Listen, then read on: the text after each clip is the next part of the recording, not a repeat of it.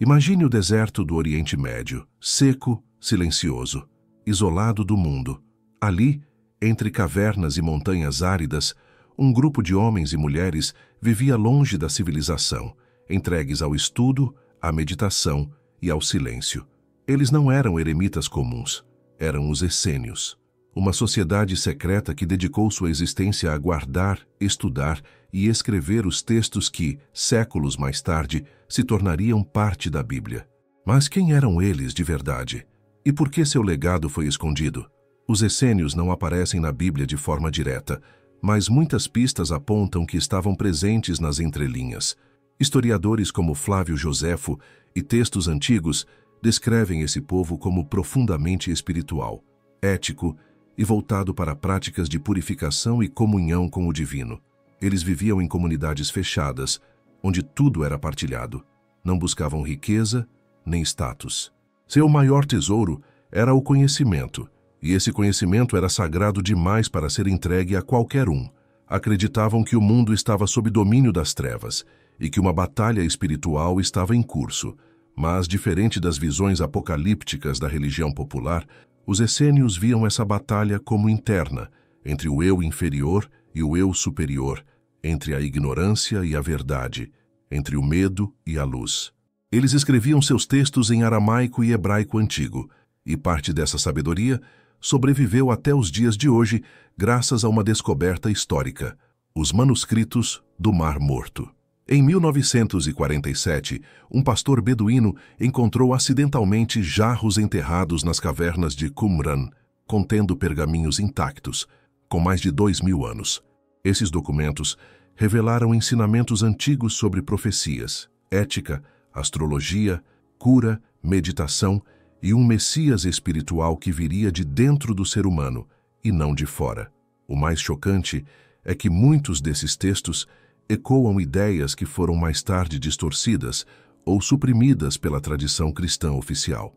Por exemplo, os essênios falavam da luz interna, da importância do corpo como templo e da reencarnação como parte do ciclo da alma.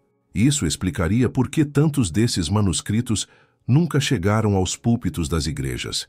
Eles eram simplesmente radicais demais, porque ensinavam que ninguém precisava de um sacerdote para encontrar Deus. E aqui está o ponto mais sensível de toda essa história. Para os essênios, Deus não era um ser distante que castigava e julgava. Deus era uma presença viva dentro de cada pessoa. Isso tornava o poder religioso centralizado desnecessário. Eles pregavam o autoconhecimento, a contemplação, a comunhão com a natureza e o respeito aos ciclos cósmicos. Muitos estudiosos acreditam que Jesus teve contato com os essênios em sua juventude e que seus ensinamentos refletem fortemente essa influência. Não por acaso, os evangelhos apócrifos que falam de sua vida entre os 13 e 30 anos, período ausente na Bíblia tradicional, o colocam estudando no Egito, na Índia e entre os místicos da Judéia. Essa visão de mundo, centrada no espírito e na sabedoria interior, incomodava profundamente o Império Romano e a classe sacerdotal. Era impossível controlar um povo que acreditava em sua própria divindade. Era necessário um novo tipo de religião, institucional, hierárquica, dogmática, que substituísse a liberdade espiritual por obediência. Por isso, quando Roma se aliou ao cristianismo nascente, não abraçou os ensinamentos originais, reformulou tudo. Os textos mais perigosos foram eliminados dos concílios. Os escritos dos essênios foram declarados heréticos. Suas comunidades foram destruídas, seus símbolos apagados. E a Bíblia que chegou até nós é um fragmento cuidadosamente selecionado do que poderia ter sido um compêndio vasto de ensinamentos iluminadores. Mas nem tudo foi perdido. Os manuscritos de Qumran são a prova de que existia uma tradição anterior, oculta, iniciática, livre, que deu origem a muitos dos conceitos presentes na Bíblia. Uma tradição que falava em transformação pessoal, em despertar da alma, em comunhão direta com o divino. A Igreja tentou apagar essa origem, mas a verdade, como a luz, sempre encontra uma fresta por onde passar. Hoje, estudiosos, espiritualistas e buscadores do mundo inteiro estão redescobrindo essa origem esquecida. Estão relendo a Bíblia não como um livro de leis absolutas, mas como um mapa simbólico, escrito por homens e mulheres que acreditavam no poder da luz interna. E se você chegou até aqui, é porque talvez essa luz esteja começando a brilhar dentro de você também. Imagine por um instante que existam livros tão poderosos, tão libertadores, que simplesmente não poderiam ser permitidos. Livros que não ensinam que você precisa de uma autoridade para encontrar Deus, mas que o reino dos céus já está dentro de você. Esse é o coração dos chamados evangelhos gnósticos, textos sagrados que foram excluídos da Bíblia e, por séculos, enterrados, censurados ou rotulados de heresia. Mas por que essas escrituras foram consideradas tão perigosas? A palavra gnose vem do grego gnosis, que significa conhecimento, mas não um conhecimento comum, e sim um conhecimento interior, espiritual, transformador. Os gnósticos não viam a salvação como algo externo, mas como uma jornada de autoconhecimento profundo. Para eles, Jesus não era um Deus encarnado apenas para ser adorado. Era um mestre que veio despertar o divino que dorme dentro de cada ser humano. Esse era o segredo, e era exatamente isso que o Império e a Igreja Oficial não podiam permitir. Em 1945, 2 irmãos egípcios encontraram um jarro de barro enterrado próximo à cidade de Nag Hammadi. Dentro dele estavam manuscritos que haviam sido escondidos por monges para escapar da destruição durante a expansão do cristianismo ortodoxo. Esses textos, agora conhecidos como Biblioteca de Nag Hammadi, continham obras até então perdidas, como o Evangelho de Tomé, o Evangelho de Filipe, o Evangelho de Maria Madalena e outros tratados místicos. O que esses textos têm em comum é a ênfase em uma religião da consciência, não da autoridade. Veja, por exemplo, esta frase atribuída a Jesus no Evangelho de Tomé: "Se aqueles que vos guiam vos disserem, vede, o reino está no céu, então as aves do céu vos precederão. Se vos disserem que está no mar, então os peixes vos precederão. Mas o reino está dentro de vós e fora de vós. Quando vos conhecerdes, então sereis conhecidos, e sabereis que sois filhos do Pai vivo." Percebe a diferença? Esse ensinamento sugere que o ser humano já carrega a centelha divina e que a verdadeira missão é despertá-la. Não há menção de igrejas, rituais obrigatórios ou dogmas. Não há medo do inferno ou exigência de submissão. É uma mensagem de libertação e não de controle. Em contraste com os evangelhos canônicos, Mateus, Marcos, Lucas e João, que foram cuidadosamente editados e organizados para sustentar uma hierarquia religiosa, os evangelhos gnósticos eram fragmentos vivos de sabedoria espiritual, muitas vezes em linguagem simbólica, poética, iniciática. Para compreendê-los, era preciso meditar, refletir, decifrar. Eram livros não para obedecer, mas para viver. Os gnósticos falavam também sobre o papel do feminino sagrado.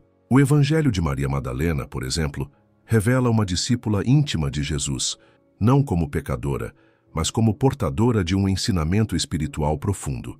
Isso incomodava profundamente a estrutura patriarcal da Igreja nascente, que silenciou vozes femininas por séculos. Reabilitar Madalena como mestra espiritual seria admitir que a divindade não está restrita ao masculino, algo impensável para Roma.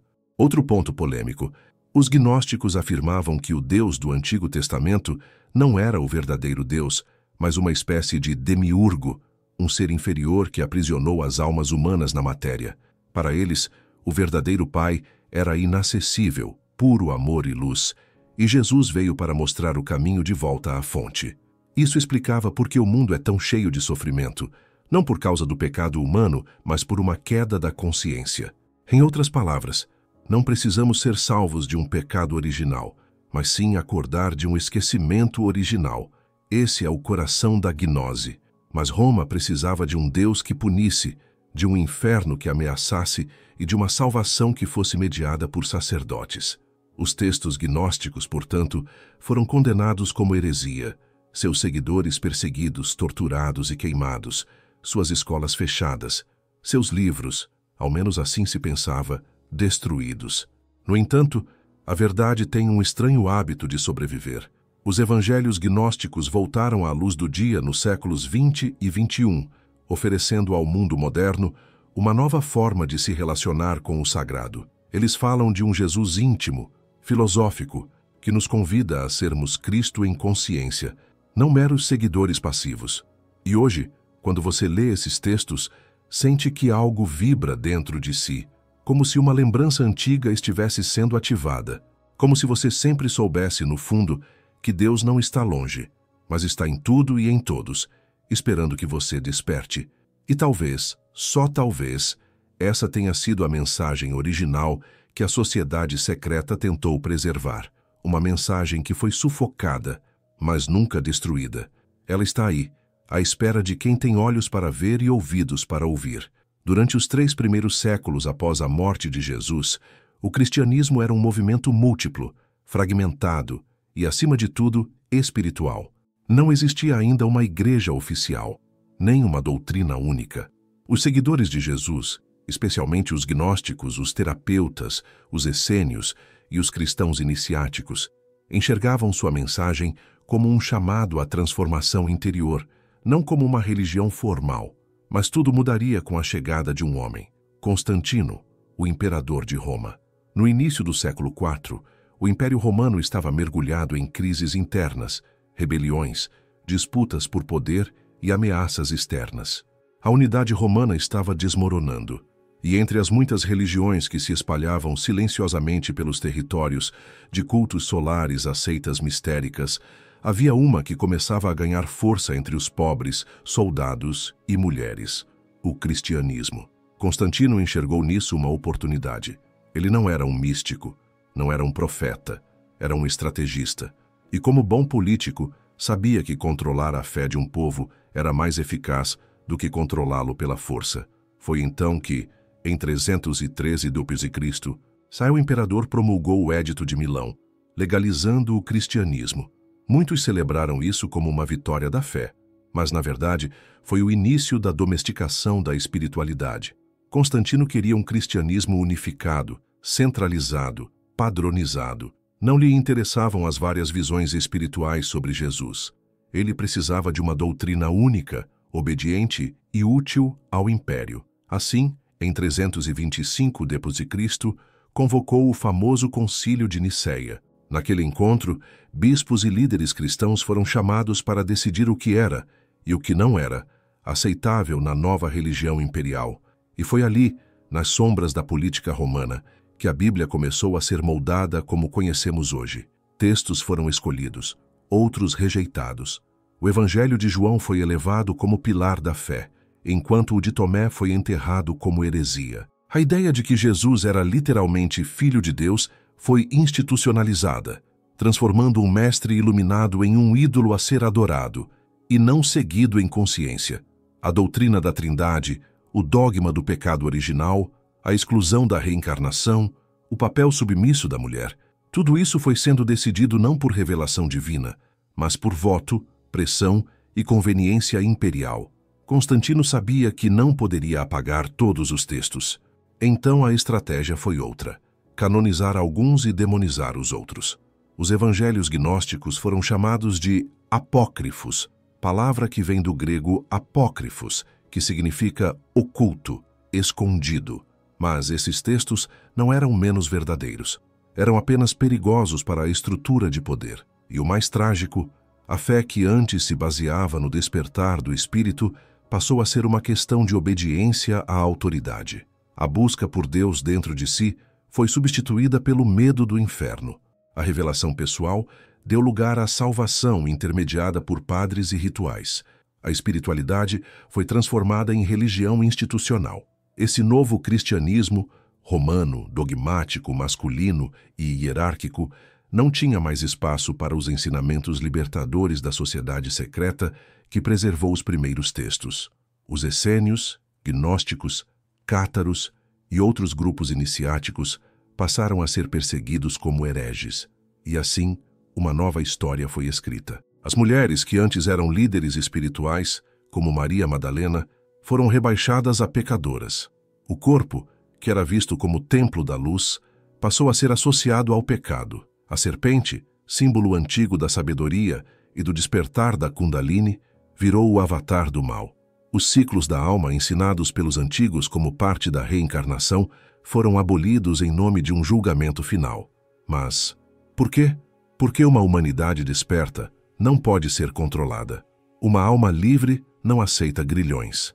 E uma consciência que reconhece Deus dentro de si não precisa de templos de pedra para se conectar ao divino. Roma entendeu isso, e por isso fez o que sempre fez com os seus inimigos. Apagou, reescreveu, impôs. O Concílio de Nicéia foi apenas o primeiro de muitos. Ao longo dos séculos, dezenas de concílios foram realizados, cada um eliminando mais pedaços da sabedoria original. E para garantir que ninguém ousasse desafiar essa nova religião, a Igreja criou ferramentas como a Inquisição, a censura e a excomunhão. Mas a verdade, por mais abafada que seja, não morre. Ela apenas adormece, à espera de ser redescoberta. E hoje, graças aos manuscritos redescobertos, às tradições preservadas pelas sociedades esotéricas e à coragem de muitos pesquisadores e buscadores, começamos a ver com clareza o que Roma tentou esconder. A Bíblia que conhecemos não é falsa, mas é incompleta. É uma seleção cuidadosamente editada que excluiu tudo aquilo que podia libertar o espírito humano. Constantino venceu a batalha, mas talvez esteja perdendo a guerra, porque milhares de pessoas estão acordando, e ao acordarem, estão reencontrando a chama sagrada da sociedade secreta que escreveu os textos originais, não para controlar, mas para libertar. Por mais que a Igreja tenha se esforçado ao longo dos séculos para apagar os rastros da espiritualidade original, ela não conseguiu exterminar sua essência. A verdade é como o fogo. Você pode tentar sufocar suas chamas, mas a brasa continua viva, esperando apenas o sopro certo para reacender. E esse sopro veio por meio de grupos que, mesmo à sombra da perseguição, mantiveram acesa a tocha da sabedoria proibida. Esses grupos, muitas vezes chamados de heréticos, hereges ou ocultistas, eram, na realidade, herdeiros diretos dos essênios, dos gnósticos e dos primeiros cristãos iniciáticos. Eles não se reuniam em catedrais, mas em cavernas, bibliotecas secretas, salões subterrâneos e templos simbólicos escondidos em plena vista. Um desses grupos foi o dos cátaros, conhecidos como os puros, que floresceram no sul da França durante os séculos XII e XIII. Eles acreditavam em uma dualidade cósmica, um Deus de pura luz, o verdadeiro Criador, e um demiurgo inferior, responsável pelo mundo material e pela prisão da alma. Os cátaros rejeitavam os dogmas da Igreja Romana, os sacramentos e a autoridade papal. Para eles, Jesus era um mensageiro da luz, e a salvação vinha por meio da elevação da consciência e da purificação interior. A Igreja os viu como uma ameaça, e não demorou para que lançasse contra eles a primeira cruzada contra cristãos, conhecida como a Cruzada Albigense. Foi um massacre. Aldeias inteiras foram queimadas, famílias destruídas, e a mensagem dos cátaros quase desapareceu. Quase, porque alguns dos seus ensinamentos sobreviveram, transmitidos oralmente, protegidos por linhagens esotéricas. Outro grupo essencial, nesse resgate silencioso da verdade espiritual, foi o dos Cavaleiros Templários. Oficialmente, eram monges guerreiros encarregados de proteger os peregrinos na Terra Santa. Mas por trás dessa fachada, muitos estudiosos afirmam que os templários tiveram acesso a conhecimentos secretos no Oriente Médio durante as cruzadas. Pergaminhos antigos, símbolos sagrados, ensinamentos que remontavam ao Egito, à Babilônia e aos mestres iniciáticos do deserto. Eles construíram igrejas em forma de mandalas, esconderam mensagens em vitrais e arquiteturas simbólicas e mantinham uma estrutura interna que se assemelhava mais a uma escola de mistérios do que a uma ordem militar. Sua queda, em 1307, não foi apenas política ou financeira, foi também espiritual. A Igreja, novamente aliada ao poder secular, temia o que os templários sabiam. E temia ainda mais o que eles representavam, uma ponte entre o cristianismo primitivo e as tradições esotéricas do Oriente. Séculos depois, outra chama se acenderia na Europa, a tradição hermética e alquímica. Homens como Paracelso, Giordano Bruno, John Dee e Jacob Boehme começaram a resgatar a ideia de que o ser humano é um microcosmo, uma centelha do divino em evolução. A alquimia, tão mal compreendida, era muito mais do que transformar chumbo em ouro. Era a transmutação da alma, o retorno à pureza original, a busca pela pedra filosofal que simbolizava a união entre o céu e a terra, entre o humano e o divino. Esses pensadores foram perseguidos, queimados, silenciados, mas deixaram pistas, escritos codificados, símbolos, metáforas, e assim o fio da verdade foi passando de mão em mão, de geração em geração. No século XVII, surge a lendária Ordem Rosa Cruz, que mistura cristianismo místico com alquimia, astrologia e filosofia hermética. Seus manifestos falavam de uma fraternidade invisível, espalhada pelo mundo, dedicada a curar a humanidade e revelar os segredos da natureza e do espírito. Uma sociedade que nunca buscou reconhecimento público, apenas o despertar da alma daqueles que estavam prontos. Esses grupos e ordens não formaram uma única instituição. Eles foram como rios subterrâneos correndo sob a superfície da história oficial. Às vezes, afloravam como fontes vivas, trazendo luz. Em outras, desapareciam no subsolo à espera do momento certo. Mas sempre, sempre preservaram a essência daquilo que a religião institucional tentou apagar. E o que é essa essência? Que o divino não está fora, está dentro de nós. Que a Bíblia, em sua origem, não é um manual de medo e submissão, mas um código simbólico de iniciação espiritual. Que Jesus não fundou uma igreja com tronos e coroas, mas apontou para o coração humano como o verdadeiro templo. Que Maria Madalena não era uma pecadora arrependida, mas uma iniciada, talvez a discípula mais próxima do Mestre. Que o Espírito Santo não é propriedade de instituições, mas a energia viva que move a alma em direção à verdade. E hoje, esse legado desperta novamente. Com o avanço da ciência, da arqueologia, da psicologia e da espiritualidade moderna, temos agora as ferramentas para reinterpretar o passado com novos olhos. Livros antes escondidos agora estão à disposição. Sociedades antes secretas agora compartilham sua sabedoria em público. Mas o mais importante não está nos livros nem nas ordens. Está em você. Você é o herdeiro dessa sabedoria. Se está ouvindo isso, não é por acaso. A tocha que os essênios acenderam, que os gnósticos protegeram, que os cátaros morreram defendendo, que os templários esconderam e que os rosacruzes cultivaram, agora pode brilhar em suas mãos. E você, vai deixá-la apagar? Ou vai usá-la para iluminar o caminho da sua alma? Chegamos ao ponto crucial desta jornada. Depois de atravessar desertos com os essênios, escavar manuscritos com os gnósticos, enfrentar os concílios de Roma e seguir os passos dos cátaros, templários e rosacruzes. Resta uma pergunta simples e poderosa. O que fazer com tudo isso? De que adianta saber que houve uma sociedade secreta que escreveu os fundamentos da Bíblia, que Roma ocultou e censurou grande parte da mensagem original, que o verdadeiro ensinamento de Cristo era interior, libertador, simbólico? A resposta é direta e, ao mesmo tempo, profunda. A verdade está em você. E sempre esteve. Durante séculos, o ser humano foi ensinado a buscar fora, fora de si, fora da natureza, fora da alma. Diziam que a verdade estava nos templos, nos altares, nos padres, nos livros aprovados. E assim, aos poucos, fomos esquecendo da biblioteca viva que habita o nosso próprio peito. Mas a Bíblia, mesmo censurada, editada e mutilada, ainda carrega códigos, mensagens ocultas, símbolos e chaves espirituais. Ela não é apenas um livro, é um espelho. E o que você vê nela depende do que existe dentro de você. Olhe com atenção. O número 12, repetido tantas vezes, remete aos 12 signos do zodíaco, aos 12 aspectos da psique humana. O número 3, símbolo da trindade, da integração do corpo, alma e espírito.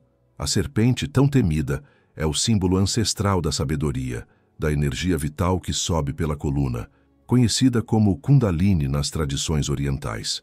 O Jardim do Éden, na verdade, representa o estado original da consciência antes da queda no ego.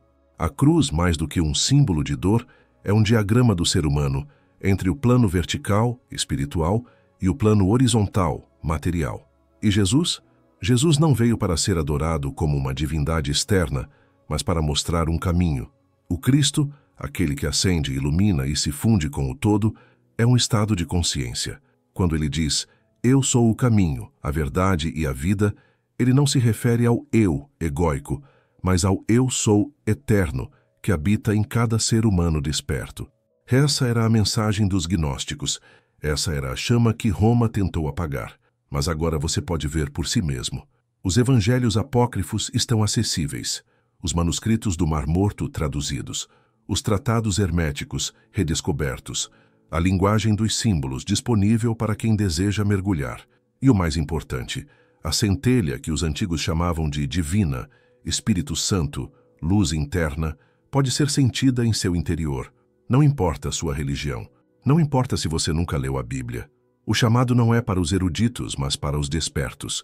Para aqueles que sentem que o mundo está preso num ciclo de dor, medo e manipulação, e que algo muito maior pulsa por trás do véu. Você não precisa se filiar a nenhuma ordem, vestir nenhuma roupa especial, seguir nenhum guru.